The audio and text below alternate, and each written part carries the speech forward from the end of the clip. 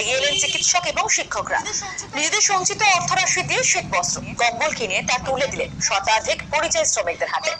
কনকনে ঠান্ডা উষ্ণতা পরশ পেয়ে খুশি বসিরহাটের জেলেপাড়া গ্রামের ইটভাটার কাজের সঙ্গে যুক্ত ভিন রাজ্যের শ্রমিকরা।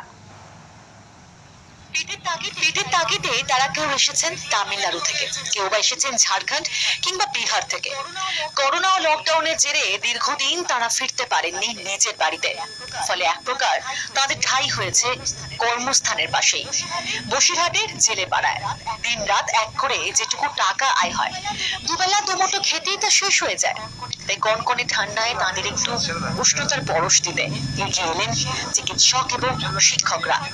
শতাধিক পরিযায়ী শ্রমিকদের হাতে তুলে দিলেন সোয়েটার, কম্বল সহ শুকনো খাবার। কিছু শিক্ষক, সরকারি কর্মচারী, ডাক্তার আমরা সবাই মিলে ঠিক করলাম যে যেহেতু লকডাউন পিরিয়ড একটা অত্যন্ত সংকটের সময়, খাদ্য, বস্ত্র সব দিক থেকেই, ওষুধ সব দিক থেকেই একটা অত্যন্ত টাফ টাইম যাচ্ছে, সেজন্য যদি এমন কিছু মানুষদের হাতে কিছু এমন জিনিস তুলে দেওয়া যায় যেটা তাদের সত্যি জীবন ধারণের জন্য একটা সহায়ক হবে, সেই হিসেবে আমরা নিজেদের ব্যক্তিগত উদ্যোগে আমরা কিছু বস্ত্র বা অন্যান্য সামগ্রী এখানকার ইটভাটার যারা মাইগ্রেটরি লেবারার্স তাদের হাতে তুলে দিতে পেরেছি এবং তারা এ ব্যাপারে খুব সন্তুষ্ট।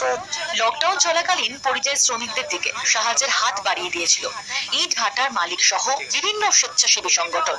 এবার এগিয়ে এলেন শিক্ষক এবং চিকিৎসকরা। হাসি ফুটেছে ভাটা শ্রমিকদের মুখে। এই লকডাউনের সময় পেয়ে খুব ভালো লাগছে। এই লকডাউনে আমরা বাইরে ছিলাম, এই ভাটায় এসে কাজ করছি। এখন এই শীত বস্ত্রগুলি পেয়েছি, কিছু শুকনো খাবার টাবার পেয়েছি, খুব ভালো লাগছে আমাদের। একই করোনার দাপট, দোসর কন করে ঠান্ডা, চরম সমস্যা জেলেপাড়া গ্রামের এই ভাটা শ্রমিকদের।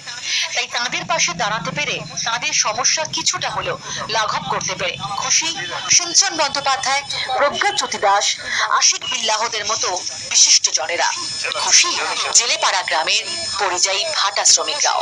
বসিরহাট থেকে সঞ্জিত চক্রবর্তী রিপোর্ট, কলকাতা টিভি। জেলা